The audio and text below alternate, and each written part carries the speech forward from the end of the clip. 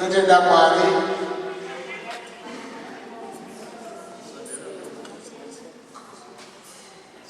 kutaka kwangu uzamana kumbina mkereke ino Mwari watu wakawaka mningila zishechi Nijita ushokusete mayongo statere Dakanga nili mayo wakaka wachima nukunya wende wawa Asimani wekereke ino wakandi basira Dase nukunya wende kumbana nili mayongo statere Dinote na marine sibara wakandipa Aiti kunyamwe baba wachinga wastara nini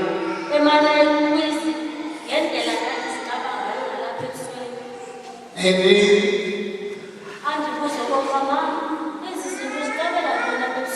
Kunyamwe zanda isi shara kumesa ukuruma kajirukuta kuruzi sorere Ndishiti ndiko suita kuti ndinake Rimwe zuwa takati chiri panevereka Bhaibheri rangu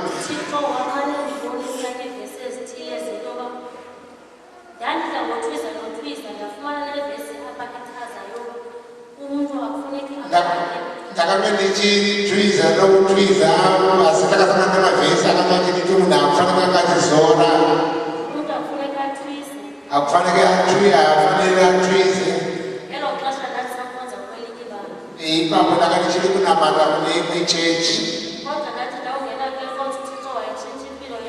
ndapinda kukereke ino Mwari wakachinja upenyu hwangu wakandichinja zvinhu zvose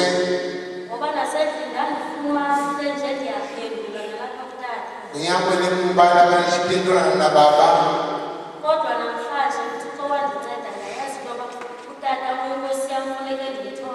asi Mwari wakandibatsira mukereke ino wakandiita kuti ndizive kuti murume unofanira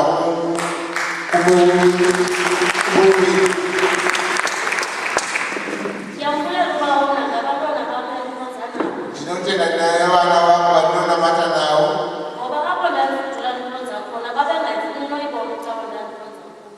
kune kereke yandanga ndichinamata vakanga vasingade kuenda vaunongudzwa nezvayo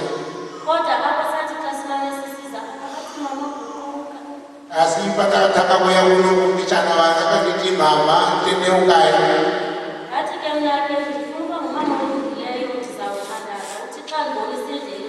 ndakavatenda kuti nditange ndaziswedera pedyo naMwari chananamata zvakaitika seizvozvo ndinotenda muna zvose Mwari zvawakandiitira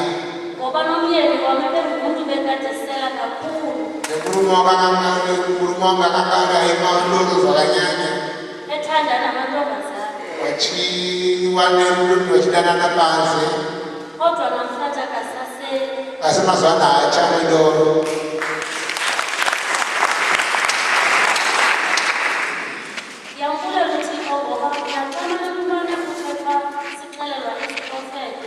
ndinotenda Mwari kana ndichitaurirwa mhodzi yechiprofita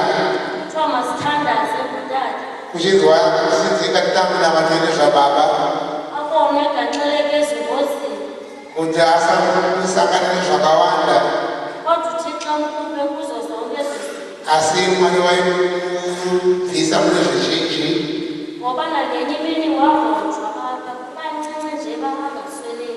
rimwe zuva wakandopiwa wakabayiwa wakasara panekidii kuti afe asi Mwari wakamurainyenga ikutanyashi mazuva baba kugwenda kwamacheka Zimbabwe wakatenga tinamate nezvababa wakainamata marimwe zuva baba wakasangana neaccident muteksi wakaita ngozi neteksi asi wakakwanisa kubuda tinotenda Mwari zvikuru.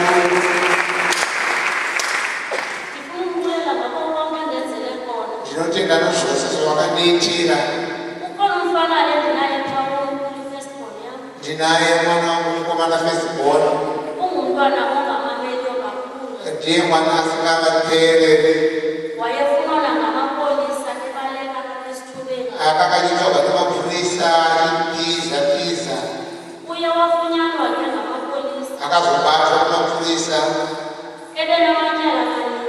Akanga ane dzimwe mhosva mumashure.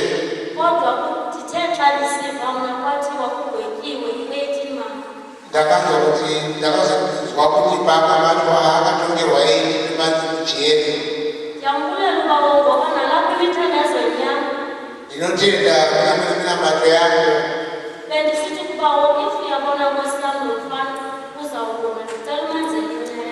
Ndichiti Mwari kana zvikwanisa mwana muitiri achikwanisa kuti ave akatendeka achiita zvakanaka muitirei nyasha.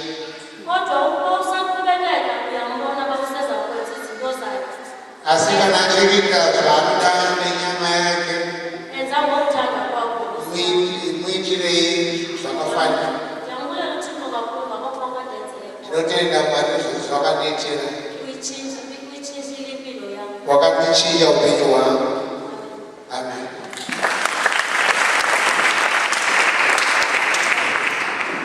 Asibeteleza. Hallelujah.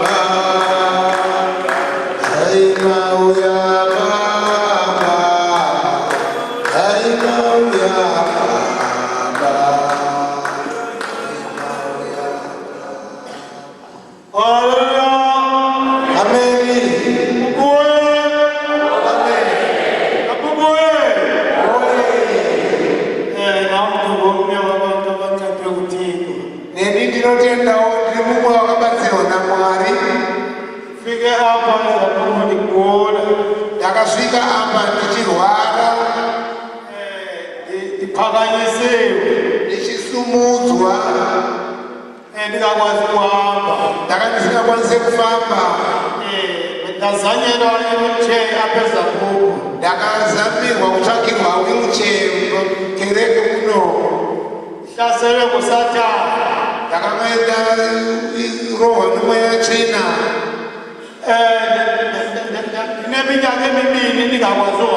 Ndakanga ndine 2 years ndisingakwanise kufamba.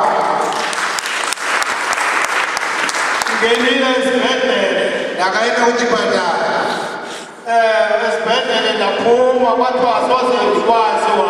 Ndakaburitswa zvikanzi handichazokwanise kufamba zvakare.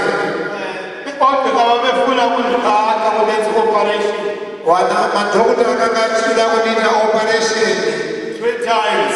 Katatu. Vana baba vakanga vachinamata operation hainakwanisa kuitwa.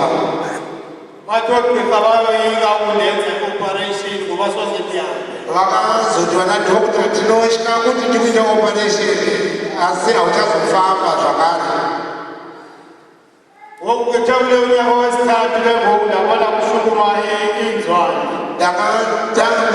Gore rechitatu ndakatanga kunzwa ndugunye tangu ndichikwanisa kufamba nekuti makumbo akanga aoma.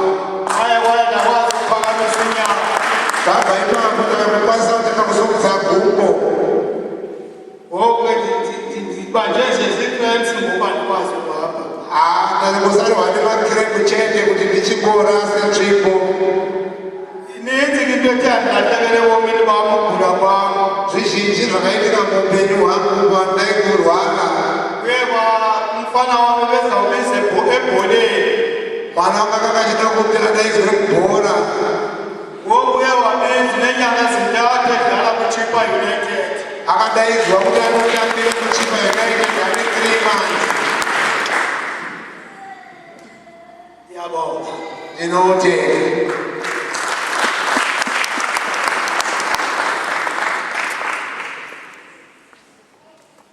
Hallelujah. Masibethele izandla. Ngathibonga ukuthi fana baba wethu. Amen. Hallelujah. Amen. Hallelujah. Amen.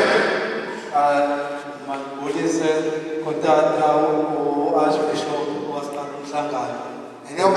Ngani kwasipha abantu bishop ngokuhlangana nemoka. Ndibulise kutata uBishop Kwasipha abantu bishop.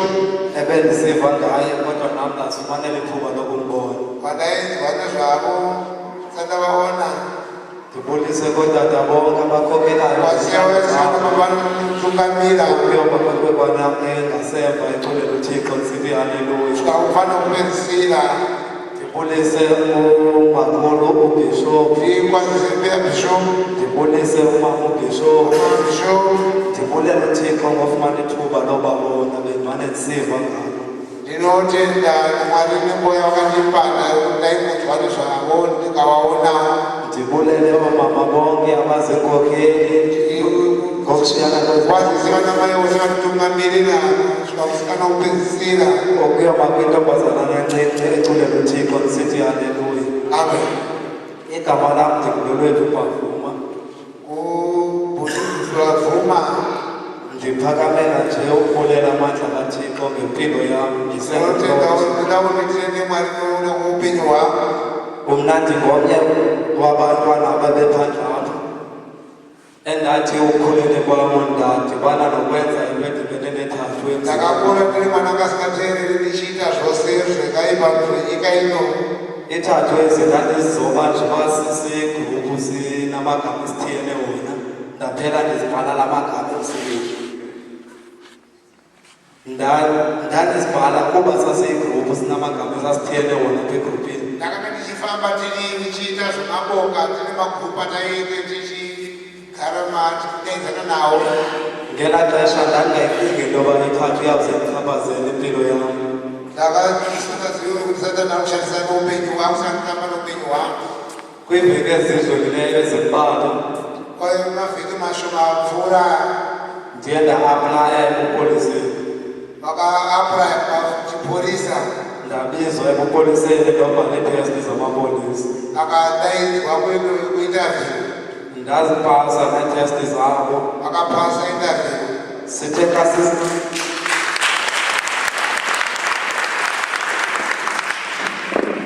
xa sizawuya kwi-physical test for uba kusondele ixesha lokuya ekholeji webephelele Vakadaidzwa kuti vachazoenda kwetesti. kwabuzwa abantu abanethathu. Vakazwa kuti vanhu vane matatu. Ndiye ndangowokuqala kuphakamisa since nasefomini ndandiyixela uba ndinayithathu. Ndakasumudza ndikati ndiri panonyamu mafomu andakanyora kuti ndinetatu. Uthe xa eyijonga kutata polisa ithathu wathi hayi ezi zakho azifuneki zona. Akati vachitarisa akandinzi matatu akadiwi. Loo nto ihlukumeze kakhulu empilweni yam. Zvakandirwadza zvikuru Umasipala ophuma kwam epolice station bendayazi into endiyicingayo. kuti pandakaendeko ndasingazvizivi kuti ndandaita izvi.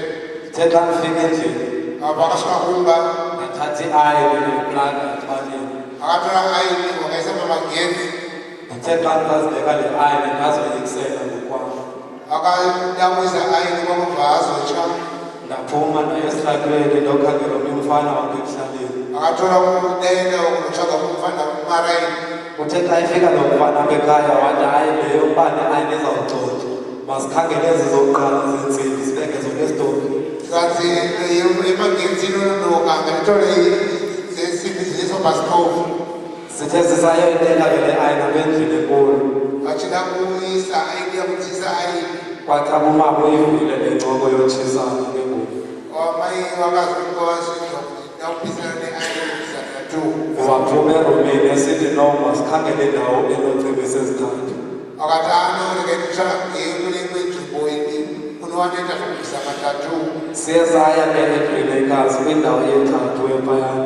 akaenda kuGreenacres pane nzvimbo dzeGreenacres kunowetwa zvematatu Phayana ndiye ndafika ndakhuhlwa ngomajini obufana nalowo wezithathu. wakakweshwa nochinu unengonisa matatu But still banqaba into ezawumetsha nje neskin sam. akazora chinhu zvinozoita kuti ganda rake rifanane nepapaitwa tatu pazisaoneki Apho ndizawukuya khona ke ndithe ndingayazi nento ezithathu uba yenza ntoni ndizama uzicima njalo. ndasingazivi kuti matatu zvinoita sei ndizama kuzidzima Kwafika isevhisi ye-12 I think kwangolwesihlanu bandiphazama. pakasvika kwakunesevhisi kunye ne-12 Kulapho ndibulela khona uThixo wenkonzo endangena kuyo.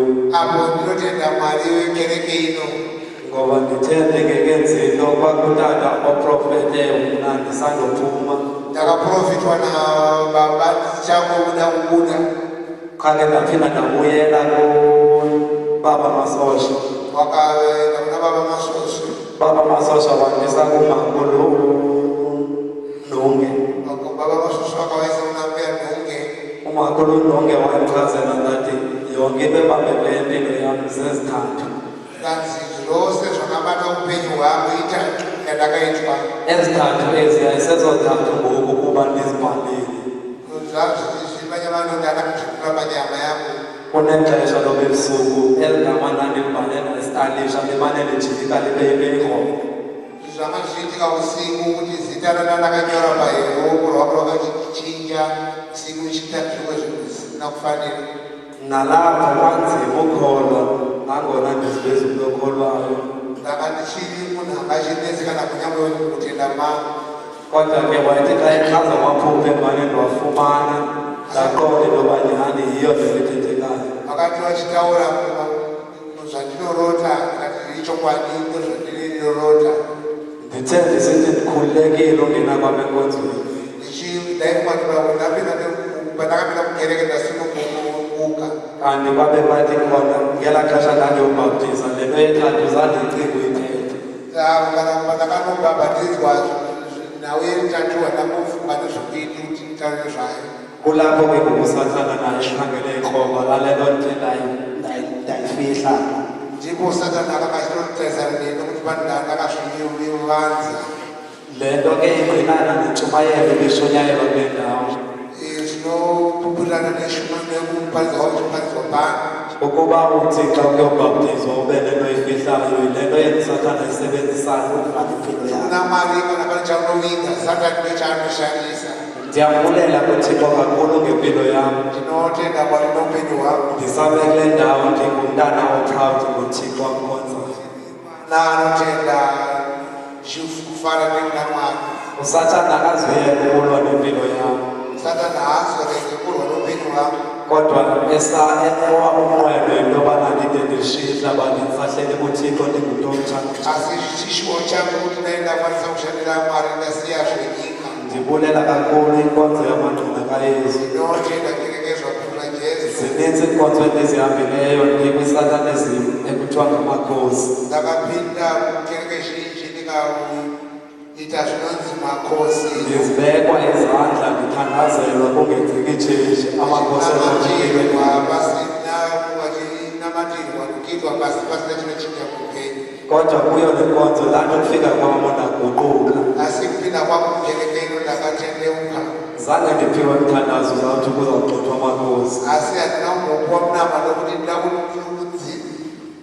ndaudzike madhimoni avakanga vakamedza anogara But ever since then azange kubekho nento edibanisa mna namakhosi. asi kubva ipapo madhimoni andandaulungwa hapana zvandakazobvunza achitaura kana kuita even utata ndihamba kuye ndandifake kuye namankosi kunyama kunababa wakanipa madimoni ayo ndithe ndidibana naye esikoreni pha-12 ndakasangana naye paterminus kangaba nayo nencoko nayo hana kuda kutana nini loo nto yabonakala ukuthi uthixo nyani impilo yabo ithambile kwaye unenjongo zvakatirata kuti mwari wada upenyu hwavo ndiyambulela kuthixo kakhulu ndinotenda.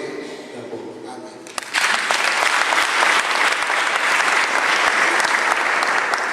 Haleluya. Siyabonga kakhulu ngalo mzalwane masibethelelisa. Haleluya. Amen. Usathane nezinto azifaka kuthi Satani anezvinhu zvaanotishandisa nazvo benzima ukuphuma xa kufuneke ziphume. zvichioma kuti tizobude mazviri Make senze kumama la. ngaitize kuna mai. Hallelujah. Amen. Hallelujah. Amen. Oi. Oye Uchi. zvakukuchiko Ndakutenda umwana. nakufuna ndibulele kuyehovha Ndakutenda unetetezva kukwino. ndibulele nale nkonzo yamangqina Mwari wakandiwanira nyasha. uthixo wasumanela inceba Pandakatanga kuzira chechinoyo kwemakore akati kurei.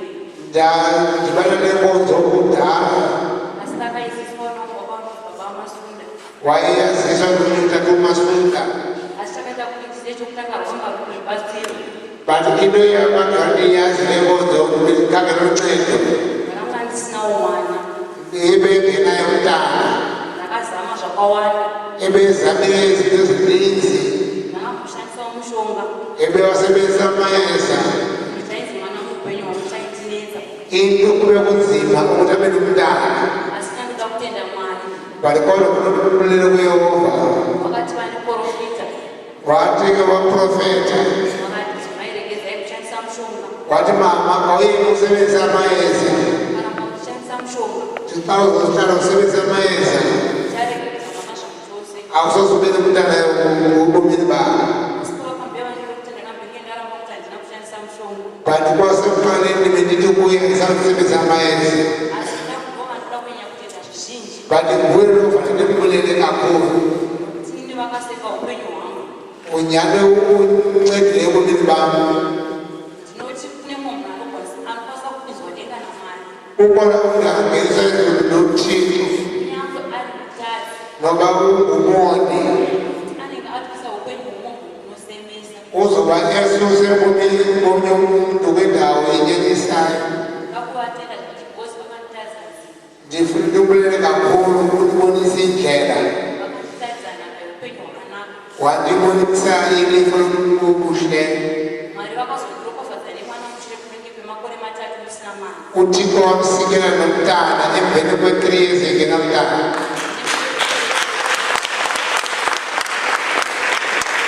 Nemwana akura anoitwa ne3 years. unemntana wana-3 years ngoku Ndinoitwa mai mutasa. ngumama umntasa Vatandikukerekema zvakanyanya branch. usemajakanenge Chandinoda kukusira hama ndechekuti into kufanele ndishiye kuni Jesus name negama likayesu kristu never too late.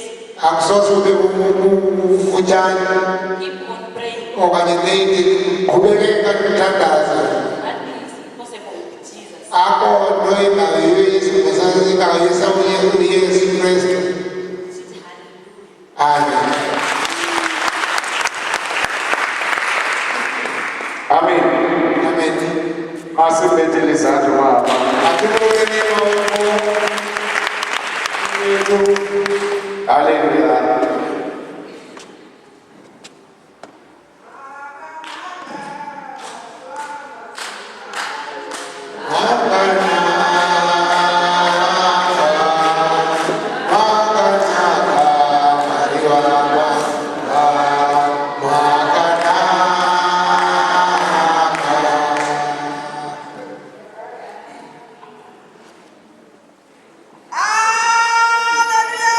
Amen.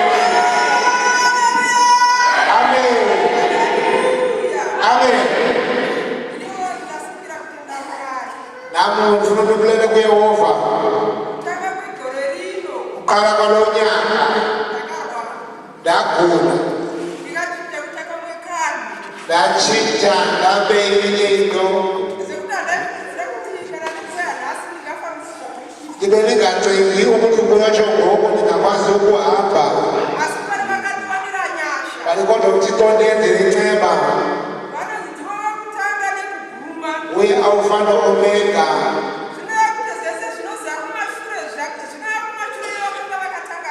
Kodwa ezinye izinto ezizokuza kanti kodwa yena uzosewe ecaleni nasemva.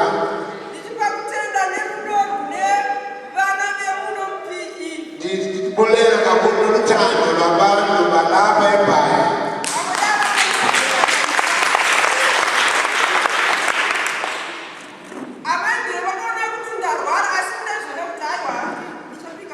Umama Ndlovu bebonile ukuthi hayi no ndiyagula kodwa nami benzizama ukuthi ndiomelele. Wanithatha ngenkani esithi ndizohlala nawe. Wayohlala naye. Wesuka endlini yakhe esibheka eZimbabwe.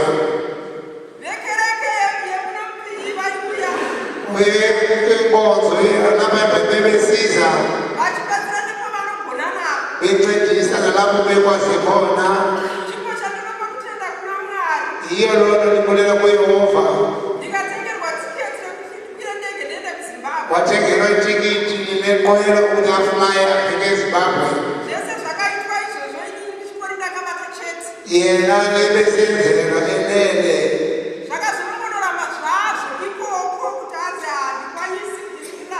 Wajikwa phaa ukuthi akakwazi ukukhwela inqwelo ngenxa yempilo. Waphila waye eZimbabwe. Wafika abantu bakhala inyembezi esaphila. Emveni kweveki ezimbili ndaboniswa inkonzo emagcini ifika. Siwithiwa abantu benkonzo befikile, abantu benkonzo befikile. Ngera kunaleyo bebengene kuyo. Qala ukubona uMphiya Bishop. Ndabona nomama. Ndabona noTata Bishop. Ndava ukuvuya. Ndava ukuthi amen. Ndava ukuthi hayi lokwanele. Ndahlala. Baye ekhaya. Ngihlala apha. Indlu le behlala kuyo apha eBhayi ivalwe. Besibhatala kokoko. Wafika izolo. Wabona indlu yabesenjeya. Usheke ibhatala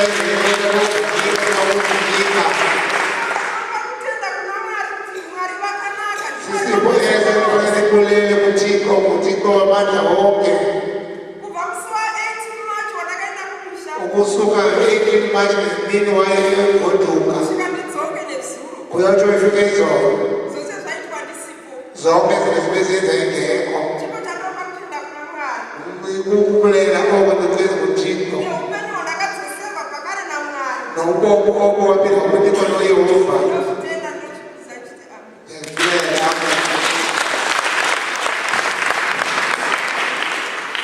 Siyabonga mama. Sinothinda abisidumela. Kulela kukantisidumela. Basumekelele izandla.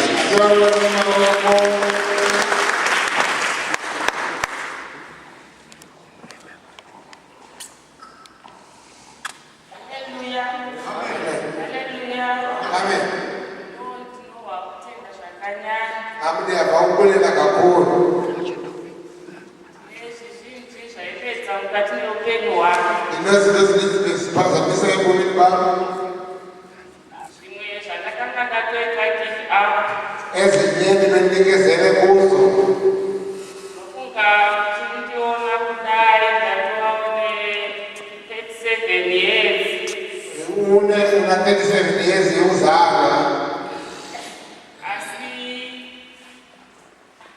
chizhinji zvaireva mukati meupenyu hwavo. umeona zinto ezininzi nzima ebomini bakhe. Ndakararama upenyu hwakanga huchirema. Wabephila kube kunzima. Ndakachata muchato wangu wekutanga. Wangena kumtshato wokuqala. Ndikasangana nezvizhinji zvakanga zvichirema. Wadibana neengxaki ezininzi. Ndakaita mwana wekutanga 2001. Wabe nomntana wokuqala 2001. Soon after baby, mwana akashayika 4 hours after baby. Emveni koko umntana wasweleka emveni kwe-2 hours. Takangoti hawa vanhu vanofa. Sathi hayi noko abantu bayasweleka. Semunhu akanga achiri mwana mudiki. Ngoba ndisemncinci ngoko. Ndakarambazve ndichizoti haiwa sezvo ndiripo ndinogona zvekungozama. Wahlala esinethemba ukuthi enako ukufumana omnye umntana. Ndakazama zvakare. Waphinde wazama. Ndakaitazve mwana wekutanga akanga ari mukomana. Owokuqala lo ebesweleke beyikwekwe.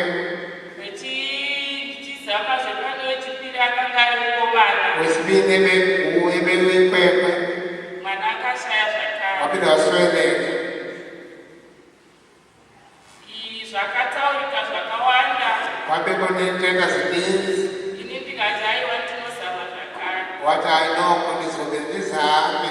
Ndakazamazve wechitatu. Wazama kwesithathu. Mwana akashaya zvakare. Waphinde wasweleka. Haleluya. Amen. Ndakanga ndisati ndatomboziva kuti kune hongu chechi dzechipostori ndaidziona. Ewe iinkonzo zesipostola ndibe ndizibona. Panguva iyi ndaizvihera ndinoti ndiri mwana wabhishopu. Ngalo xesha ndizimane ndisithi ngumntana kabhishophu. Baba vangu vaitungamirira muchechi yeZCC Utatakhe ndimkhokhela kwinkonzo yeZCC kuZimbabwe. eZimbabwe. Saka ndaiona sokuti zvinhu zvese zvakangonaka sezvo ndakambozvarwa ndirimo. Ndibe ndibona ungati kuhle ngoba ndizalelwe Asi handina kuziva kuti ndaitoshandiswa. ndibe ndingazi ukuthi ndiyasetyenziswa. Saka zvamira zvakadaro saizvozvo. Kusanjeyo ndakagara kusvika muchato wekutanga waputsika. wahlala kuyotsho umtshato wokuqala wachitheka. Ndakararama ndofunga makore anokwanisa kuita 11 years. Wahlala 11 years. Haleluya. Amen. Ndikasvika pakuvaka nemusha pababa vangu. Waqala ukuzakhela umuzi kwakokwakho Pamakore iwayo. kwezindlu kunale minyaka.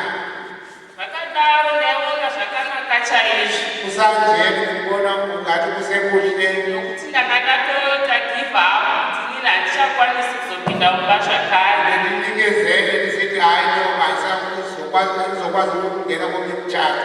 Ndine hajanzi yangu second born. Una ubhuti wakhe ulandela emva kwakhe kwesibini. Ndakakumbira mudzimai wake kuti kana zvichiita zvake zvaiva nani azvare mwana wandinoti ndiwangu. Ndathi kuye umfazi wabhuti wakhe makamuzalele umntana amunikela umntana athi ngowakhe. Sezvo inini ndakanga ndichizvishandira ndichigonawo kuwana mari. Ndibe ndisebenzela ndinemali yam ndikwazi ukufumanela imali. Ndaiti ndichatora mwana iyeye ndomuchengeta ndoti acha ndiye ava mwana wangu. Ndizoqala ndiwondlela umntana ndithi nguye umntana wakhe. Asi ndaiti ndiri ndoga ndangarodza idzoka zvakare. Ndibe ndisithi xa ndindodwa ndiphinde ndibe nezinye iingcinga. Saka inini ndatadza here kuita chinorarama panyika ino. Ndisithi mna andikwazi na ukuba nomntana ngakwazi ukuphila. Asi ndaimbozodzokazve nongoti zvakanaka zvakadaro. Ndibe ndisibona ekugqibela ndisithi hayi noko kuhle kunjeya. Saka ndakazoti ndauya kuno kuSouth Africa. Wazama eSouth Africa. Ndakauya nemushandi. Wazama ngenxa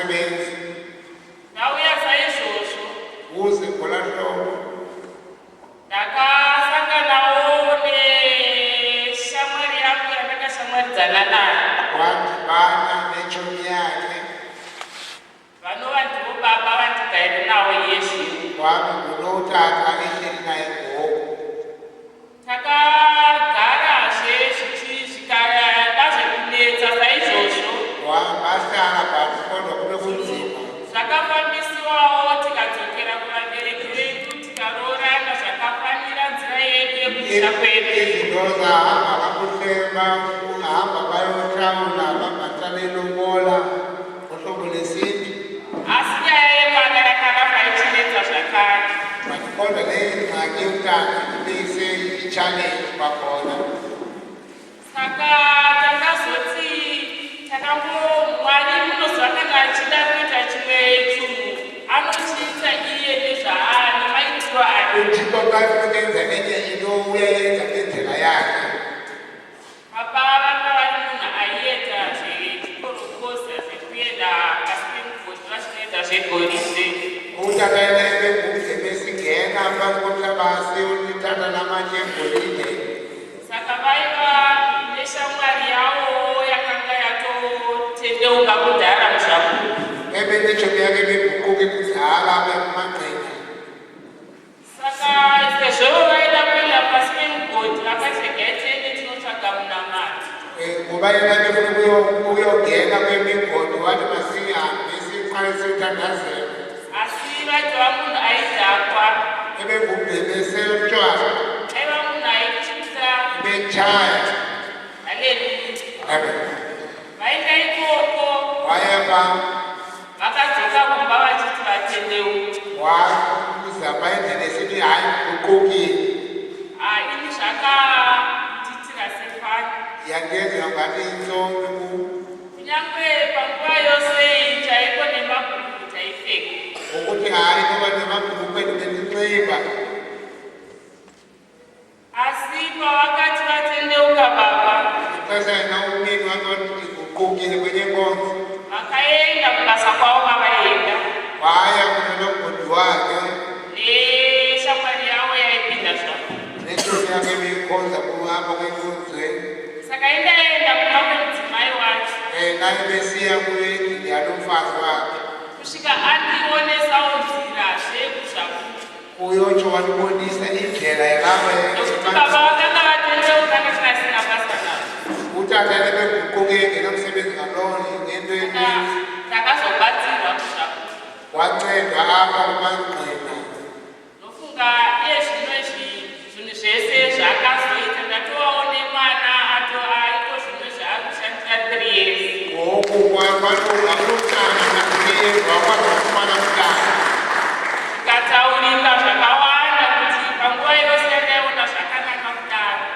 Kwathethwa kusithiwa oko yangexesha libona ungathi kube kusekuhle. Ini ndakanga ndiri mudzimai wezvikwambo zvababa vangu. Ebengumfazi waboyile ngokatatata. Minamato yakabatwa Imithandazo yayenziwa zvokuti kunyangwe nechechi yababa vangu hakusina yakaparara. ukuthi nenkonzo katatate yaphela Shure mekunge ndava nemwana. emveni kokuba nomntana kwakhe. Saka ndinova kutenda Mwari. Ndiva ukubulela kuThixo uyehova.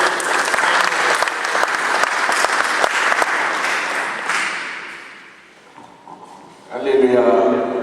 Masimlethele izandla sisi. Masibulele ngoko. Hallelujah. Amen. Akhona abanye. Alikweze bamona ukukura. Amen. Kwaya yenga kunokuganzirira.